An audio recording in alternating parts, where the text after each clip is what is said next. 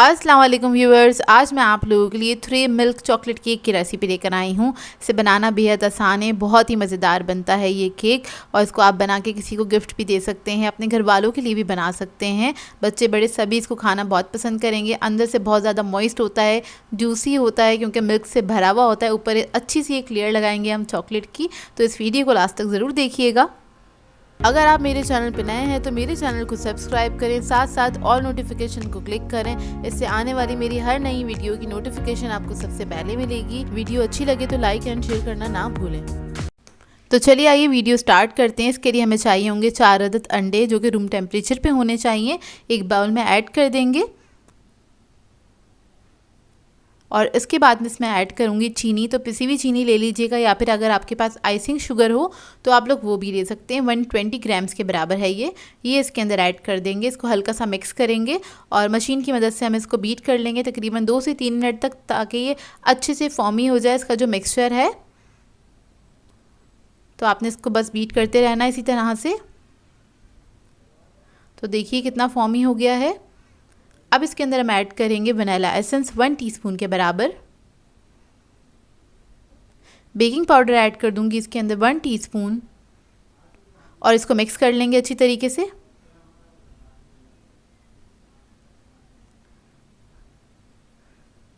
तो देखिए मिक्स हो गया है। ब्लेड्स हम हटा देंगे इसके। अब इसके अंदर मैं मैदा ऐड करूँगी। तो मैदा है मेरे पास 120 ग्राम्स के बराबर। इसको हमने फोल्ड करना है। तो आधा मैदा मैंने ऐड किया है। हल्के हाथ से आपने ऐड करना है, हल्के हाथ से आपने फोल्ड करना है।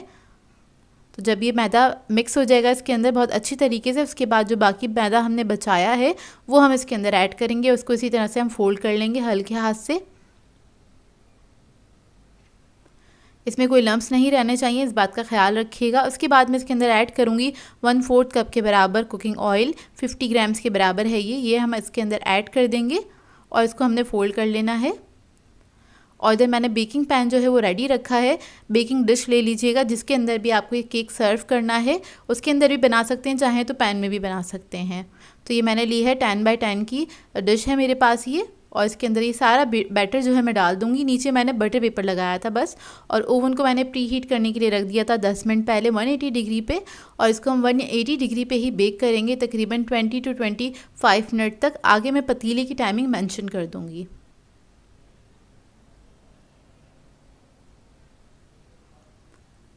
अब इसके लिए हम बना लेते हैं गनाश। तो उसके लिए मैंने गर्म पानी लिया है, इसके ऊपर हम एक बाउल रख देंगे और इसके अंदर हम ऐड करेंगे चॉकलेट 250 ग्राम्स के बराबर। डार्क चॉकलेट है ये। क्रीम ऐड कर देंगे इसके अंदर 200 ग्राम्स के बराबर। टेट्रा पैक की क्रीम है मेरे पास, वो ऐड कर रही हूँ। आप लोग चाहें तो व्हिपिंग क्रीम भी इसके अंदर ऐड कर सकते हैं। और इसको छोड़ देंगे, हल्का सा मैं मिक्स करूँगी तो ये पानी की जो गर्माहट है उसी से ये मेल्ट हो जाएगी चॉकलेट। तो आपने इसको हल्का सा मिक्स करना है और इसको इसी तरह से छोड़ दीजिएगा। ये गर्माहट से ये अच्छे से मेल्ट हो जाएगी।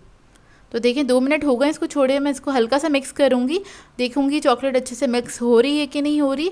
अच्छे से हो जाएगी तो ठीक है, अगर नहीं होगी हम इसको थोड़ी देर के लिए और छोड़ देंगे। और इसी तरह आपने काउंटर पे ही छोड़ देना, इसको पकाने की ज़रूरत नहीं है।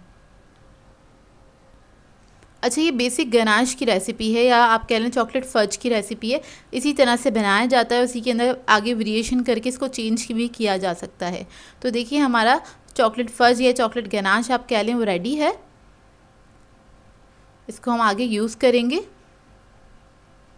अब इसको मैं रख दूंगी ठंडा होने के लिए। इस वक्त ये गर्म है, रूम टेम्परेचर पे हमें ये चाहिए। तो देखें कितना सिल्की और स्मूथ बन के तैयार हुआ है, इतना शाइनी बन के तैयार हुआ है ये इसकी बिल्कुल बेसिक रेसिपी है। इस रेसिपी से आप किसी भी मतलब रेसिपी में इसको ऐड कर सकते हैं और इससे कोई भी केक भी बना सकते हैं। तो देखिए बेक होकर आ गया है। इसको अब मैं ठंडा करने के लिए रख दूंगी रूम टेम्परेचर पे, ताकि अच्छे से ठंडा हो जाए। अब इसका हम मिल्क रेडी कर लेते हैं। तो इधर एक मैंने जग ले लिया है, इसमें मैं ऐड कर दूंगी 1.5 कप के बराबर दूध। ये नॉर्मल दूध है, वो ऐड कर देंगे। दूध जो है ठंडा होना चाहिए, जितनी भी चीज़ें आप इस वक्त ऐड करेंगे वो ठंडी होनी चाहिए। इसमें मैं ऐड कर रही हूँ एवेपोरेटेड मिल्क आधा कप के बराबर। अच्छा, ये ऑप्शनल है, अगर आपके पास हो तो ऐड कर दीजिएगा, ना हो तो ना भी ऐड करें, कोई फ़र्क नहीं पड़ता है। बस इससे थोड़ा सा टेस्ट और रिच हो जाता है। इसके अंदर मैं ऐड करूँगी क्रीम आधा कप के बराबर। टेट्रा पैक की क्रीम है ये ऐड कर देंगे इसके अंदर। इसके बाद मैं इसके अंदर ऐड करूँगी कंडेंस मिल्क आधा कप के बराबर। आप लोग चाहें तो कंडेंस मिल्क और भी ऐड कर सकते हैं अपने टेस्ट के मुताबिक, मतलब अगर आप ज़्यादा मीठा खाना पसंद करते हैं आप थोड़ा और भी ऐड कर सकते हैं इसके अंदर। तो ये हमारा मिल्क जो है रेडी, बस इसको हमने मिक्स करना है अच्छी तरीके से। इसके अंदर कोई लम्स नहीं रहने चाहिए, लम्स मतलब जो क्रीम ऊपर आ जाती है फ्लोट होके ना, वो अच्छे से इसमें मिक्स होनी चाहिए, तो उसकी कोई लम्स नहीं रहने चाहिए, बस इतना ही आपने इसको मिक्स करना है। तो देखिए ये रेडी हो गया है। अब हम अपना केक ले लेंगे जो कि ठंडा हो गया है। इसको पहले हमने साइडों से लूज़ करना है और इसको निकाल लेना है। तो देखिए निकल गया इस तरह से। इसी पैन में मैं रख दूंगी इसको इस तरह से उल्टा करके, और हम बटर पेपर हटा लेंगे। ये देखिए हमें सरफेस इसका बिल्कुल स्मूथ चाहिए था, इसलिए इसको हमने पलट दिया है। अब इसके बाद हम कोई भी स्टिक ले लीजिएगा या नाइफ़ ले लीजिएगा। मैंने इधर शास्त्रिक स्टिक ली है, उससे मैंने इसके ऊपर इस तरह से होल कर देने हैं पूरे केक के ऊपर। तो देखिए पूरे केक पे मैंने होल कर दिए हैं। अब जो हमने मिल्क तैयार किया था वो सारा मैं इसी के ऊपर पोर कर दूंगी, चारों तरफ इसी तरह से मैं डाल दूंगी।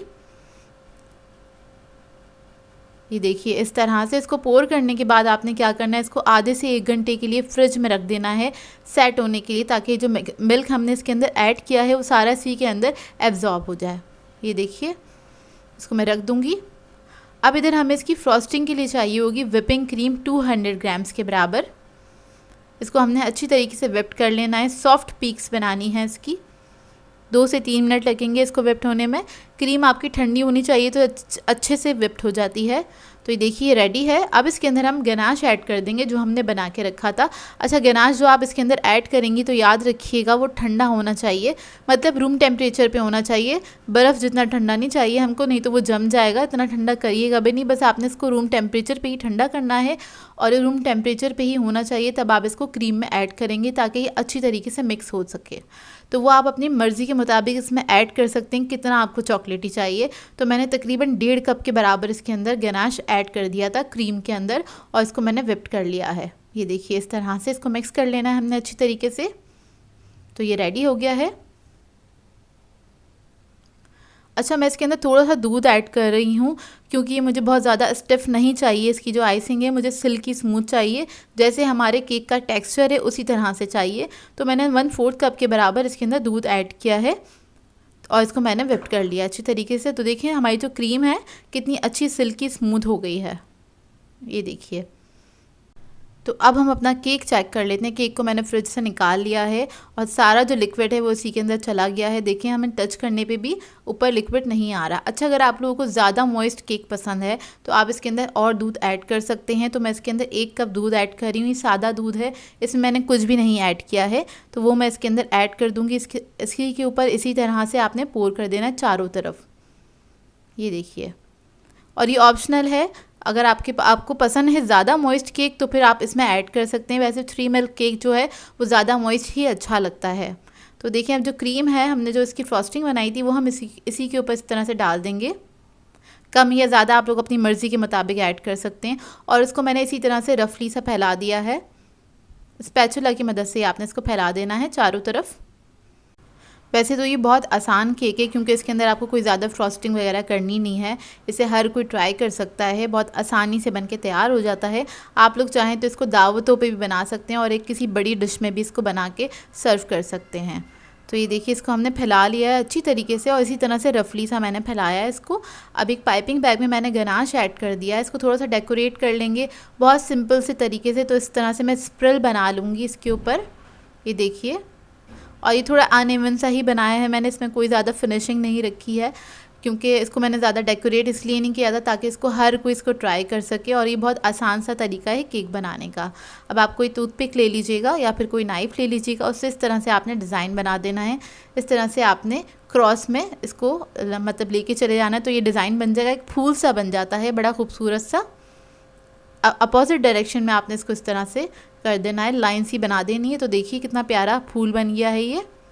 और इसको आपने जब भी सर्व करना है 2 से 3 घंटे आप रखेंगे इसको फ्रिज के अंदर ठंडा करिएगा, अच्छा सा चिल करिएगा, उसके बाद ही सर्व कीजिएगा। वैसे ये गर्मियों के लिए आइडियल केक है क्योंकि ये बहुत ज़्यादा ठंडा ठंडा सर्व किया जाता है। अच्छा खासा मॉइस्ट होता है, इसके अंदर मॉइस्चर होता है अच्छा खासा, जो कि खाने में बहुत ही मज़ेदार लगता है और आपके मुंह में जाके मतलब ये घुल जाता है। आप इसको बनाएंगे तो आप लोगों को पता चलेगा कि कितना मज़ेदार बन के तैयार होता है केक।